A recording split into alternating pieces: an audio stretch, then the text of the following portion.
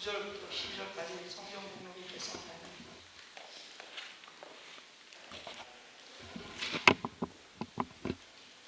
부활이 하는 자들은 시험과 의무와 여러 가지 어리석고 해로운 욕심에 떨어지나니 곧 사람으로 파멸과 멸망에 빠지게 하는 것이라.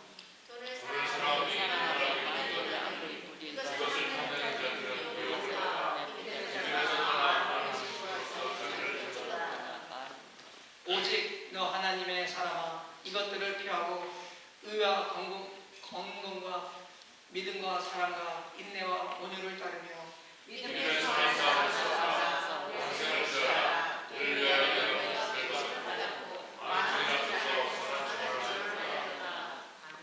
아멘. 너의 하나님 사람아, 라는 주제를 가지고 저희 교회 김상수 목사님의 설교 말씀을 읽겠습니다. 하나님 아버지 감사합니다. 이 시간에 저희들이 하나님 말씀을 같이 듣기를 소원합니다. 하나님 말씀을 대언하는 부족한 종에게도 성령의 은혜가 함께하여 주시옵소서. 하나님 말씀을 온전히 대언할 수 있도록 인도하시고 어린 생명들이 또 하나님 우리 외국분들이 같이 말씀을 통역으로 들을 때에도 성령의 인도하심이 같이 하여 주옵소서.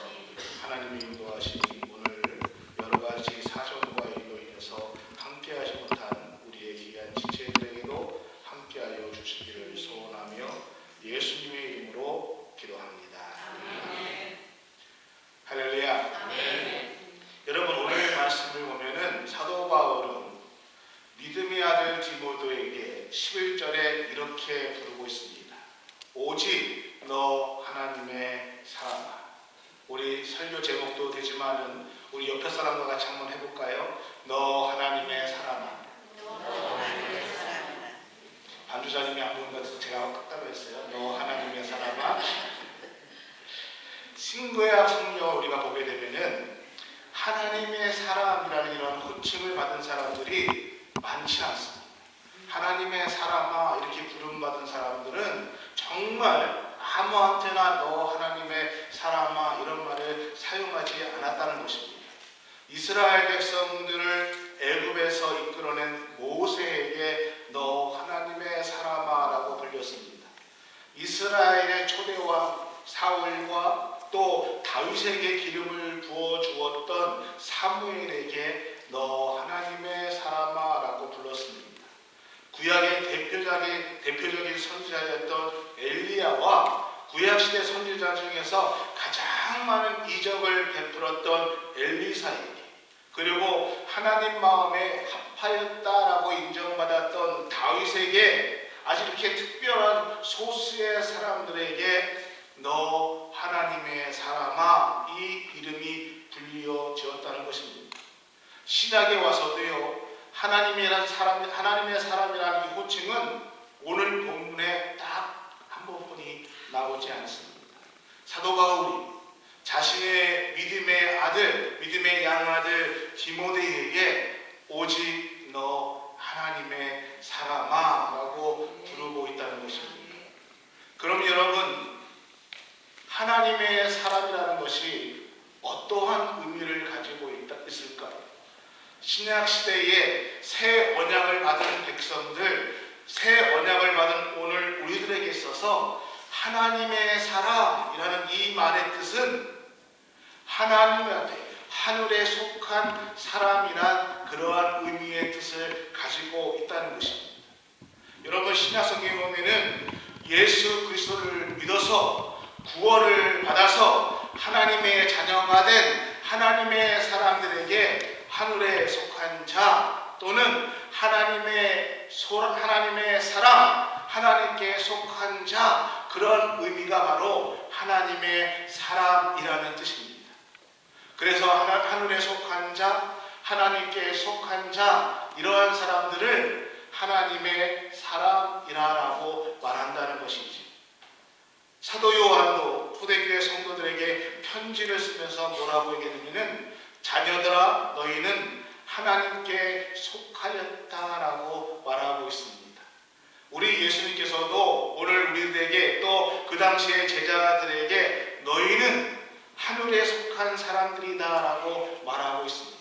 너희는 이 세상에 속하지 않고 하늘에 속한 거로 세상이 너희를 미워할 것이다 라고 말씀하셨다는 것이지.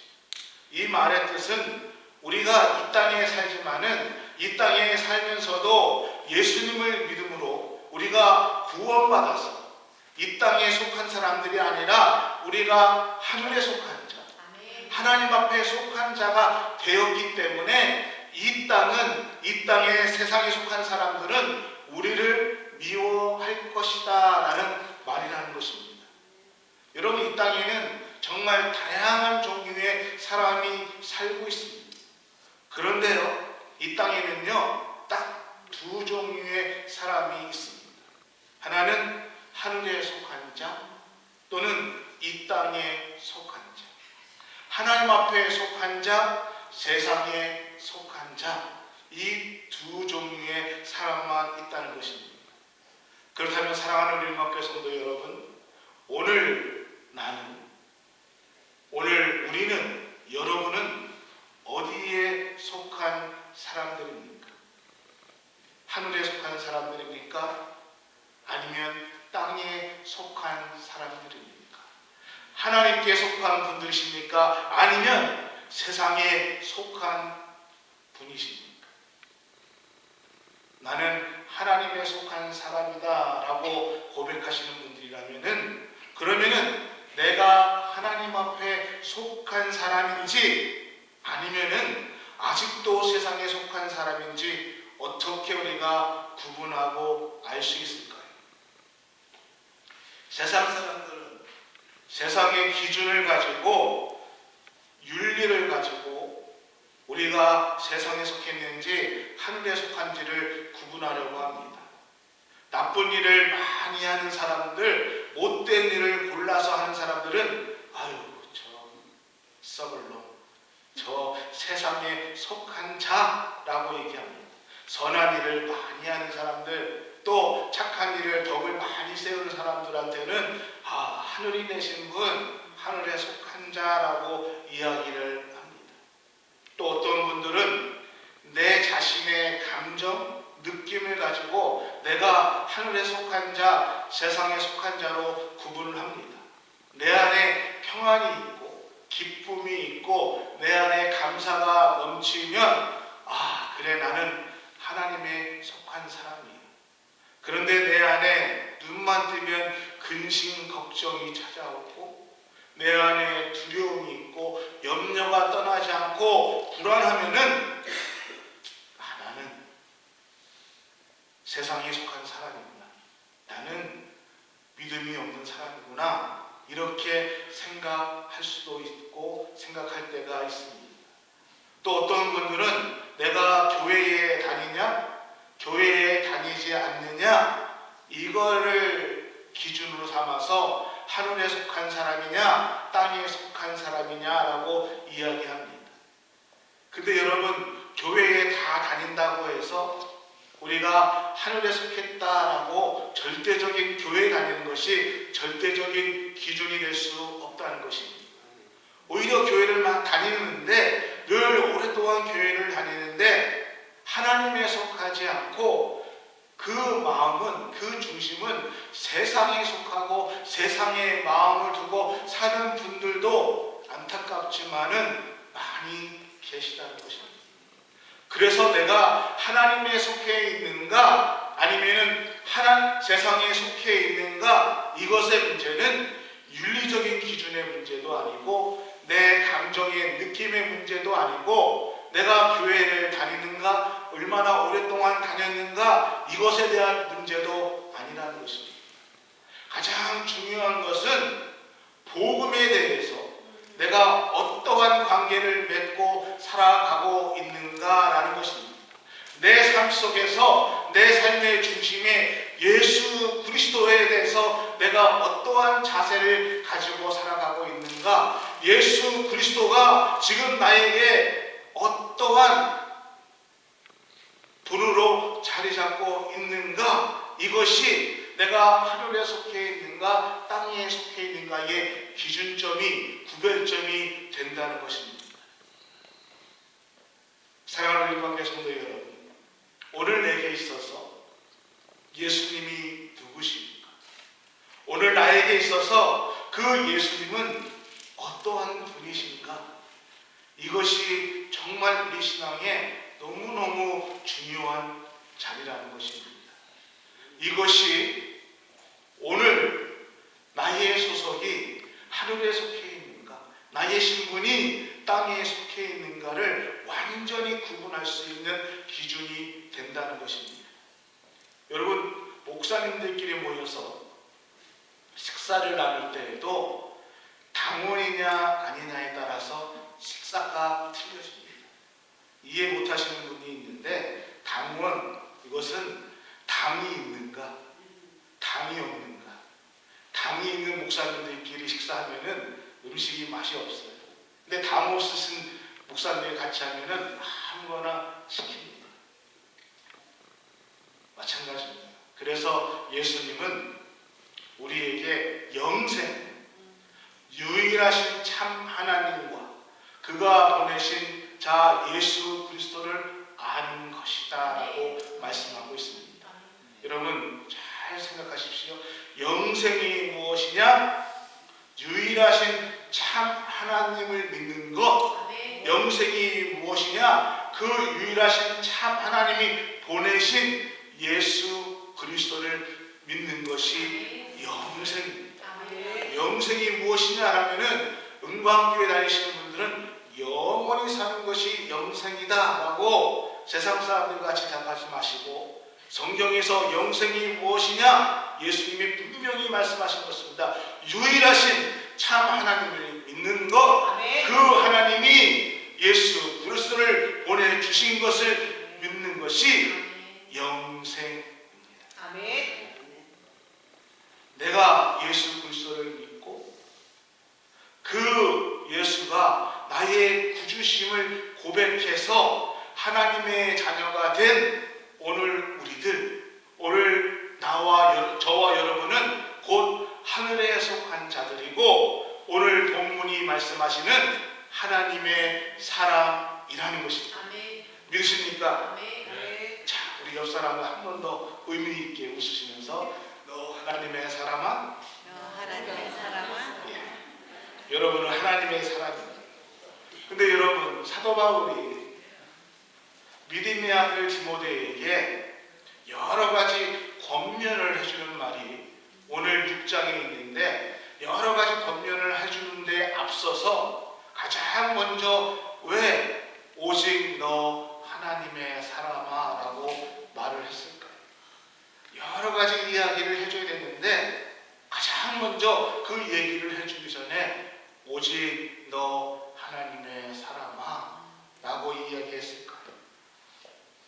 그것은 디모데에게 내가 하나님의 사람이라는 정체성, 네가 하나님의 사람이라는 신분을 네가 바르게 알아야, 깨달아야 어떠한 세상의 유혹이 오고 어떠한 세상의 고난이 온다 할지라도 나는 하나님의 사람이구나, 그 정체성이 바르게 서야 주님을 온전하게 따를 수 있기 때문입니다.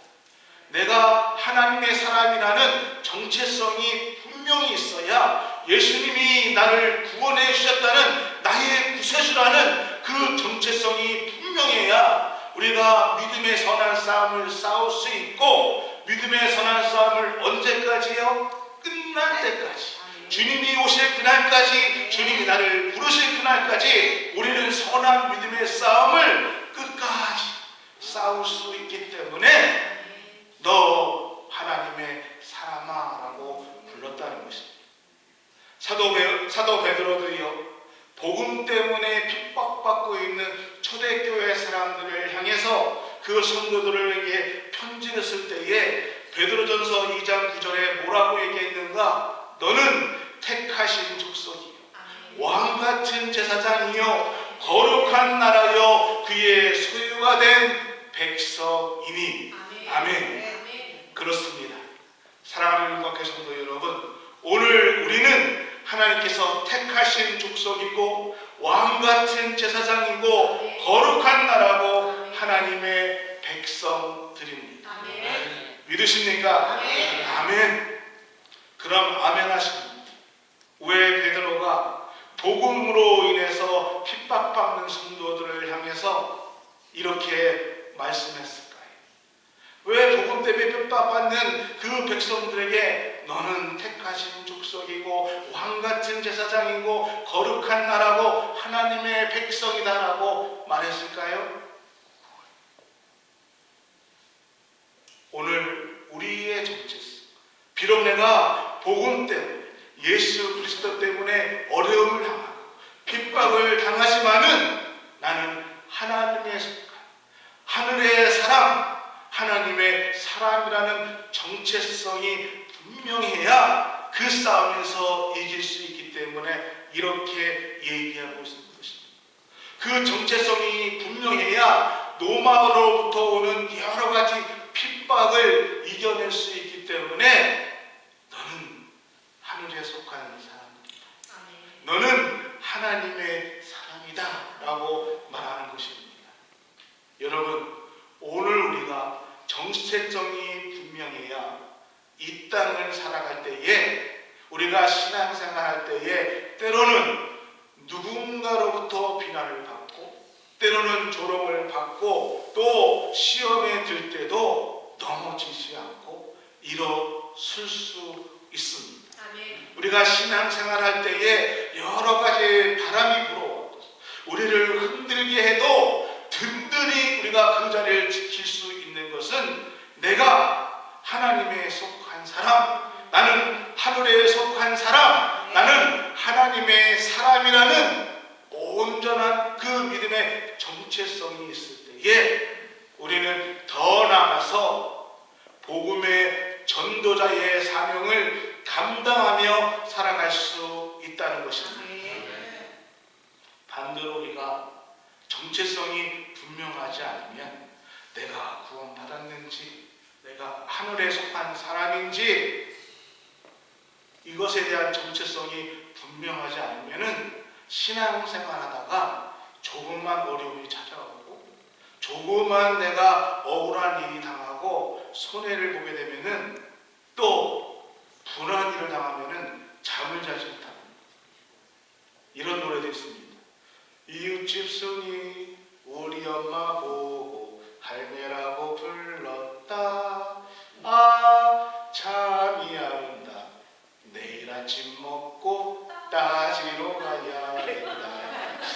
처음 듣는 노래입니다. 저 어렸을 때 많이 불렀거든요. 근데 음치 제가 불러서 죄송합니다. 근데 정말 죄송하지만 여러분, 내가 하나님의 사람이라는 이 정체성이 분명하지 않으면은 신앙이 기복이 심해질 수밖에 없습니다. 그래서 안타깝지만은 오랜 신앙생활 했다 할지라도 어떠한 직분이 있다 할지라도 신앙의 기복이 계신 분들에게는 사실은 내 정체성이 온전하지 못하다는 것을 증명할 수밖에 없다는 것입니다. 내가 하나님의 사람이라면 이 정체성이 분명해야 된다는 것입니다. 그래서 바울은 자신의 믿음의 아들 디모데에게 가장 먼저 권면해 주기 전에 너 하나님의 사랑아, 너 하나님의 사랑. 오늘 하나님께서 저의 입술을 통해서 오늘 여러분들에게 여러분의 이름을 하나씩 하나씩 너 하나님의 사랑아 라고 지금 부르시고 있는 것입니다. 사랑하는 우리 윤곽회 성도 여러분, 우리는요 2022년도 벌써 후반부에 와 있습니다. 10월, 11월, 12월 정말 후반부. 시간이 얼마나 빨리 갑니까? 여러분, 내가 하나님의 사람이라는 이 정체성을 분명하게 가지시고 남은 한 해도 믿음으로 승리하시는 여러분이 되시기를 예수 그리스도 이름으로 축원합니다. 아멘. 축원합니다. 사도 바울이 믿음의 아들에게 너 하나님의 사람아 라고 부르면서 오늘 우리가 본문 전체를 읽지 않았지만은 디모데전서 6장 말씀을 보면은 5가지의 권면을 해주고 있습니다. 그 5가지의 권면이 무엇이냐? 첫 번째는 피하라, 두 번째로는 따르라, 그 다음에 넘겨주시면은요, 세 번째는 싸우라, 네 번째는 취하라, 5번째는 지키라. 이 5가지를 얘기해주고 있습니다. 외우지는 않으셔도 한번 다시 말씀드리겠습니다. 첫 번째는 피하라, 두 번째는 따르라, 세 번째는 싸우라, 네 번째는 취하라, 5번째는 지키라. 이 5가지의 권면을 해줍니다. 제가 오늘 이 5가지의 권면을 다 말씀드리면 좋겠지만은 이 5가지의 권면을 가지고 설교하면은 설교가 끝날 때에 아무도 이 자리에 남아있을 것 같지 않아서 오늘은 이 5가지 권면 중에서 첫 번째 권면만 말씀을 드리겠습니다. 첫 번째 권면이 뭐라고요? 피하라. 11절 말씀을 보면은 이렇게 얘기하였습니다. 오직 너 하나님의 사랑 이것들을 피하고 하고 피하라 라고 얘기하고 있습니다. 바울은 디모데 하나님의 사람에게 가장 먼저 이것들을 피하라 라고 얘기하고 있습니다. 성경에 보면은 피하라고 얘기하는 것들이 많이 있습니다. 어떤 것을 피하라고 하면은 음행을 피하라, 다툼의 자리를 피하라, 거짓 교훈의 자리를 피하라 하면서 피하라라는 자리에 대해서 많이 나오고 있습니다. 그러면은 여러분 오늘 사도 바울이 디모데에게 주는 첫 번째 법은 피하라라는 것들 왜 피하라고 얘기할까요? 어떠한 죄악들은 맞서 싸워야 되는 죄악이 있는가 하면은 어떠한 것은 싸우지 말고 피해야 되는 것이 있습니다. 요즘 저희가 새벽 예배 때 고린도전서를 보는데 여기서 사도 바울은 음행을 피하라라고 얘기하고 있습니다. 여러분 이 이성에 대한 유혹이요, 내 의지가 굳건하다고 해서 그것을 이길 수 있지 않습니다. 나는 어떠한 여성이 내 앞에 옷을 다 벗고 와도 나는 돌처럼 까딱없이 있을 수 있어. 천만이에요. 여러분 음행은 피하는 것입니다. 요셉을 한번 생각해 보십시오. 보디발의 아내가 유혹했을 때에 요셉이 피하지 않고 그 자리에 무릎을 꿇고 주여 삼창하겠습니다 하고 주여 하고 기도했으면은 음행에 이겼을까요? 요셉은 그 자리를 피했어요. 도망쳤어요. 어떠한 죄악은 우리가 피해야 된다는 것입니다. 오늘 우리가 어떠한 죄악은 정말 어려워요. 피 터지게 싸워야 하는 것도 있다면은 어떤 것은 피해야 이길 수 있는 죄악이 있다는 것입니다. 그런데 그래서 우리 많은 경우에 정말 하나님 앞에 기도해야 되는 것들은 어떠한 우리의 유혹이나 어떠한 시험이나 제약이 왔을 때에 그것을 어떻게 지혜롭게 이겨야 할 것인가를 정말 우리가 하나님 앞에 기도하면서 그 지혜로운 방법을 배워야 한다는 것입니다. 오늘 바울은 이것을 피하라라고 디모데에게 얘기하고 있습니다. 그러면은 그 피하라는 것이 무엇일까? 3절서부터 물론 우리가 읽지 않았지만은 3절서부터 10절까지 그 죄악에 대해 피해에 대해 죄악에 대해서 다 얘기하고 있습니다. 다른 교훈, 교만, 분쟁, 비방, 투기, 언쟁 이러한 것들을 피하라라고 얘기하면서 가장 중점을 두어서 피해야 할 것이 있는데 그것이 뭐냐? 오늘 10절 말씀에 이렇게 얘기하고 있습니다.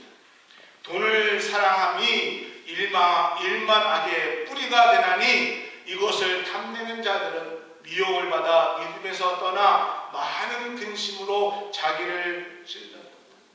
돈에 대한 탐욕을 피하라라고 사도 바울은 디모데에게 얘기하고 있습니다. 여러분 우리가 읽지 않았지만 앞에 여러 가지 죄악도 모든 것의 뿌리가 어디에 있는가? 돈에 대해서, 돈에 관련된 죄악에 대해서 이야기하고 있습니다. 사도 바울은 너 하나님의 사람아라고 디모데에게 얘기하면서 왜 돈에 대해서, 돈의 탐욕에 대해서 피하라라고 얘기했을까요?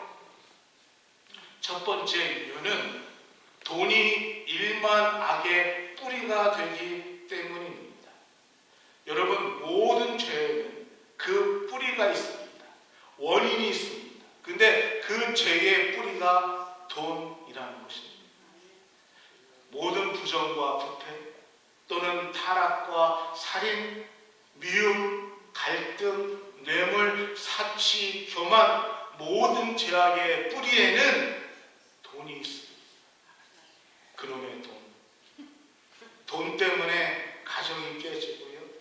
돈 때문에 자식이 부모의 말을 거역하고 그 돈 때문에 형제가 싸워서 피를 나는 형제가 보지 않고 돈 때문에 남편이 아내를 죽이고 아내가 돈 때문에 남편을 죽이는, 돈 때문에 그 사람 사이가 서로 갈라지고 서로 미워하고 증오하고 심지어는 그놈의 돈 때문에 교회가 싸움이 일어나고 분쟁이 일어나고 문제가 일어나는 것들을 우리는 너무너무 많이 보고 있습니다.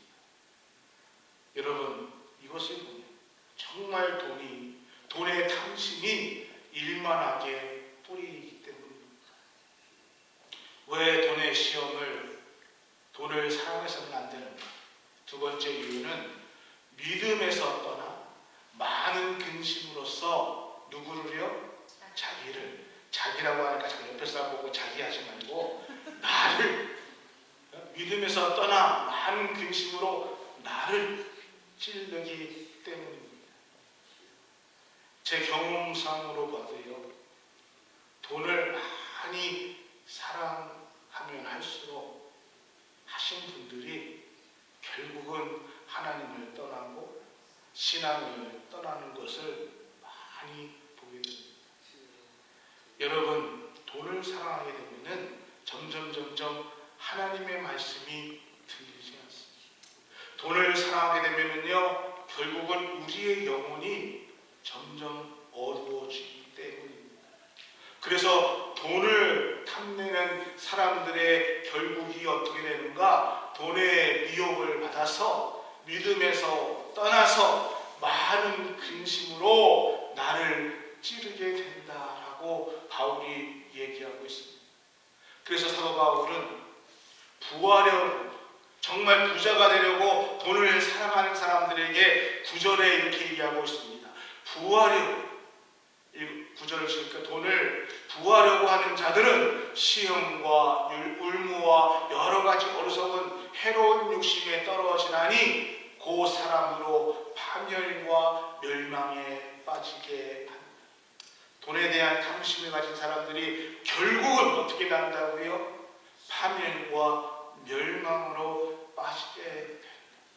그래서 돈의 미혹을 피하라라고 얘기하고 있습니다. 돈을 사랑하는 마지막 그 결과의 길이 무엇이냐? 돈의 욕심과 탐욕 때문에 파멸과 멸망에 빠지게 된다라고 말했다는 것입니다. 세 번째, 왜 우리가 돈을 사랑하는 것은 안 되는가? 돈은 사랑의 대상이 아니기 때문입니다. 여러분, 돈은 생활의 수단입니다. 결코 사랑의 대상이 아닙니다. 사랑은 누가 하나요? 사랑은 아무나 합니다. 오늘 핏바람인데, 사랑은 누가 하나요? 사랑은 아무나 하는 게 아닙니다. 사랑은 인격을 가진 사람이 사랑을 하는 것이고, 인격을 가진 사람과 사랑을 하는 것입니다. 여러분, 돈은요, 인격이 아닙니다.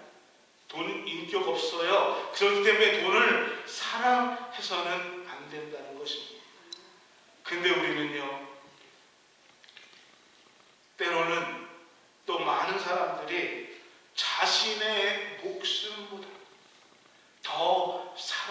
그것이 물질입니다.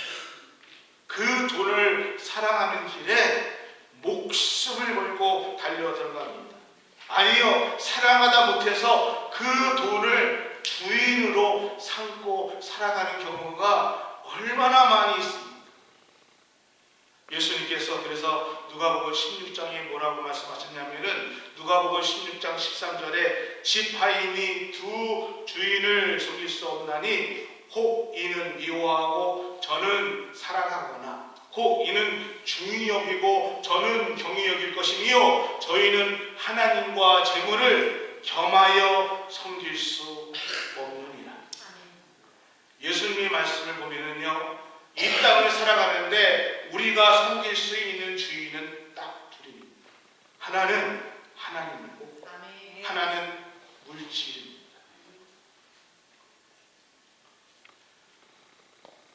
이런저런 얘기 많이 하죠. 또 이런저런 얘기도 많이 말씀하실 것입니다. 근데 결국은 내 인생의 주인이 하나님인가?